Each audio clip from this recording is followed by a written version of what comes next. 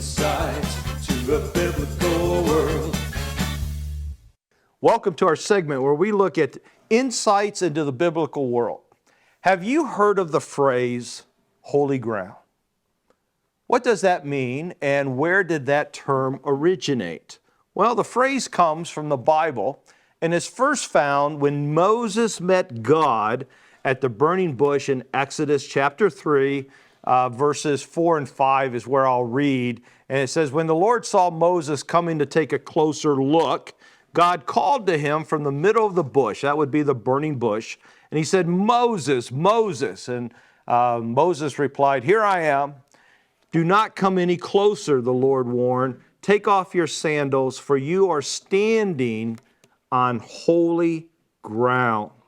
Now, what made this ground holy? Was it just special dirt, or what was it? Well, here's what made it holy. It wasn't anything special about the dirt.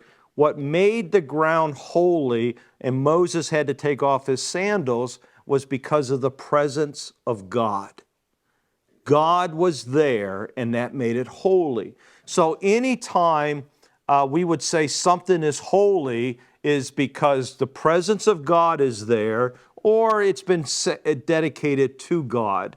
But primarily in our context, we're talking about because the presence of God is there, that's why it's considered holy. And this was a huge deal to the Israelites, a huge deal.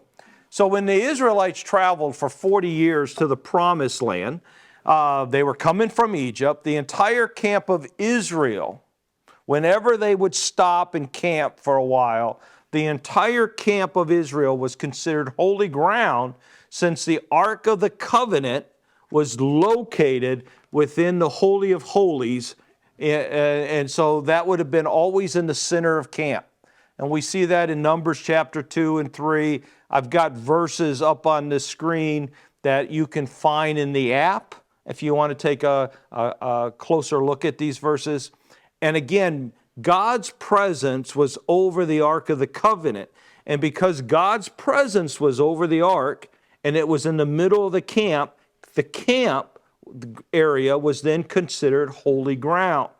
And because the Israelites' camp was considered holy, during the Day of Atonement ceremony that happened every year, there was a goat that was bored, that the nation's sins was put on that goat, and it was driven out of the camp into the wilderness because sin has no place on holy ground. All right? And so that was representative of that holy area, because the goat had to leave and go out into the wilderness. Now, when the Israelites conquered the Promised Land, which is God's domain, this was the land that God gave them, the entire land was considered holy ground because God gave them the land. So therefore, all the land outside of Israel was unholy, but the land inside this area that God gave the Israelites was considered holy. Now, I tell you all the time that the Bible makes sense if you take time to study it. And so understanding what I've just said about the nation of Israel being on holy ground because God gave it to them, there's two stories in the Bible that now will make more sense when you read them in this context, all right? So the first one is in 2 Kings chapter 5, and we read about Naaman. Naaman was a Syrian captain with leprosy. And he was told that this prophet Elijah in Israel could heal him. So he goes to see Elisha, and there's a story involved there, but Elisha ends up healing him of leprosy. However, once Naaman was healed, he now believes in Elisha's God, because he knew it was actually God that did the healing, not Elisha. He now believed in Elisha's God over the God from the country he was from. And so, deciding that he could no longer worship Rimmon, the god of his country, Naaman then asked Elisha if he could take dirt from Israel, which is the Holy Land. This is holy dirt. because this is the land that God gave Israel, back home with him so he could build an altar to the Lord back in his own country.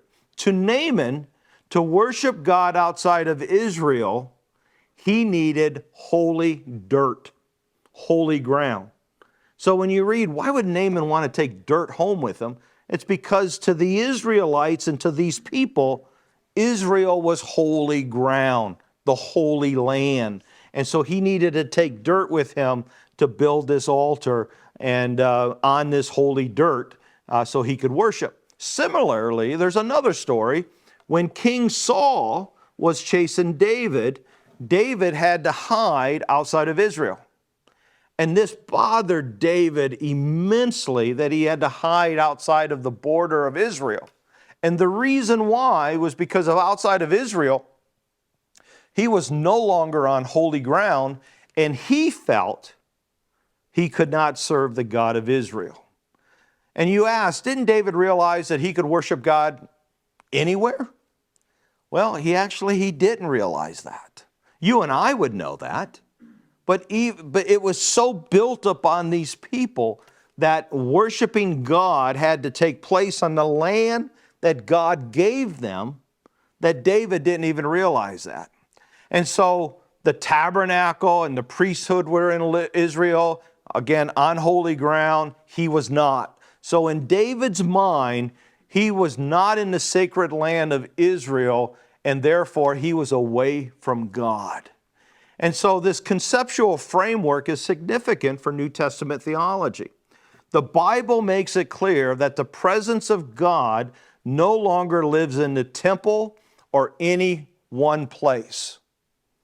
Even though we still call Israel the Holy Land, it's no longer would be considered holy because it's not where God dwells anymore, because the Bible tells us in Ephesians 3, verse 17, that the presence of God dwells in each believer. If you're a Christian, God lives in you. And so I pray that you understand that we are the temple of God now. We are the temple of God individually and corporately. And therefore we are holy ground, and we should take that concept as seriously as the biblical people did, such as Naaman and David. And so now you understand why we call the land of Israel the Holy Land, because it was the land God gave them. But in reality, you as a believer are now considered holy. Please remember that we believe the Bible helps us understand God and what He wants from us. I hope the more you read the Bible, the more you learn to trust it, and we'll see you next time at Insights to the Biblical World. Insight to a biblical world.